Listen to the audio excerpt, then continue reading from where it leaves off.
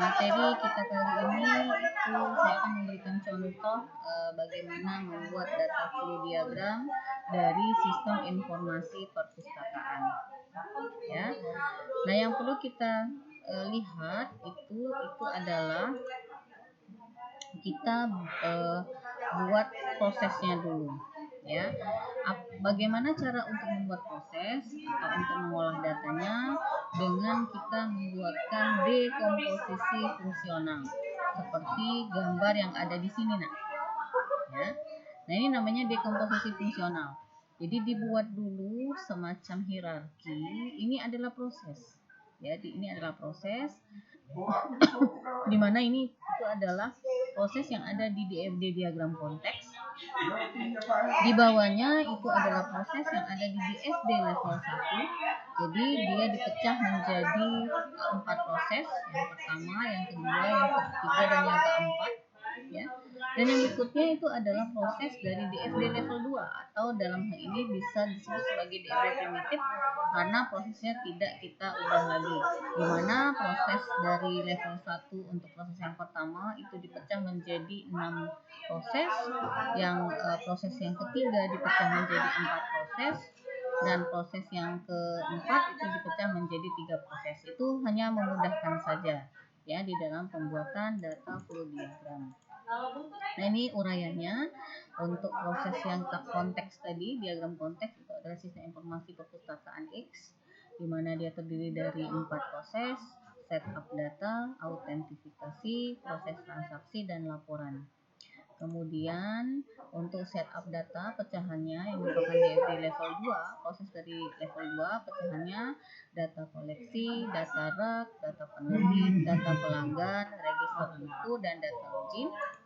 Sedangkan proses transaksi itu terdiri dari pendaftaran anggota, peminjaman, pengembalian, dan pengadaan.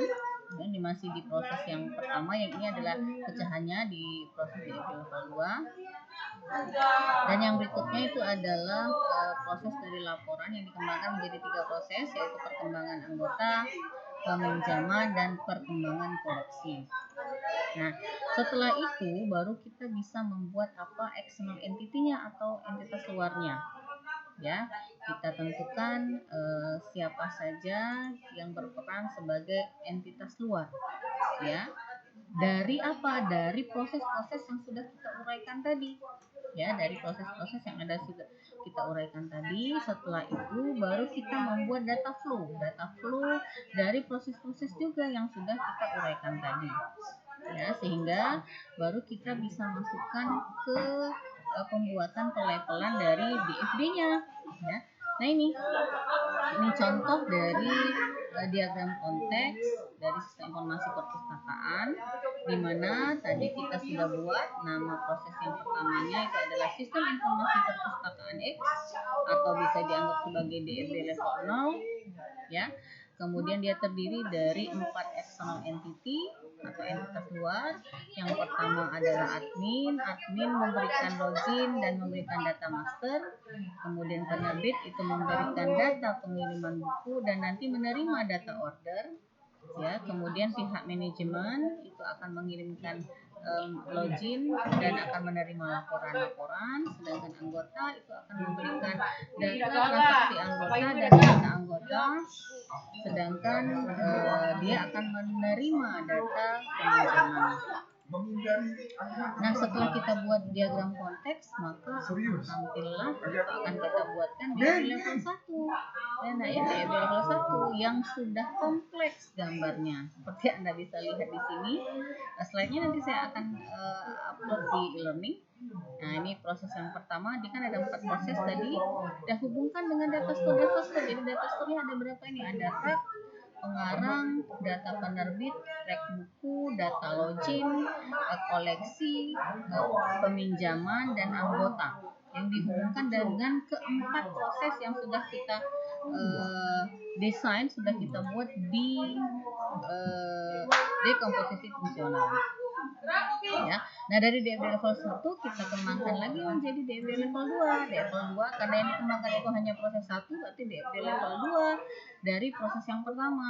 Proses yang pertama tadi ya, yang dikembangkan karena pengembangan dari proses yang pertama, berarti kita kembangkan jadi berapa proses? Ada 7 proses.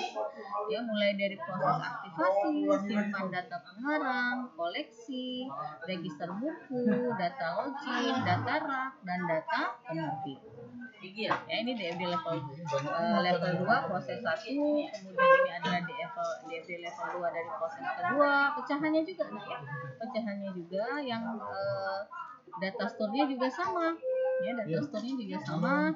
Kemudian DFD level 2 dari proses 3 dipecah menjadi 3 bagian karena proses 3, maka poinnya 31, 32, 33 dan 34. Nah, itulah contoh dari data flow diagram yang merupakan pelevelan yang sudah ada level-levelnya.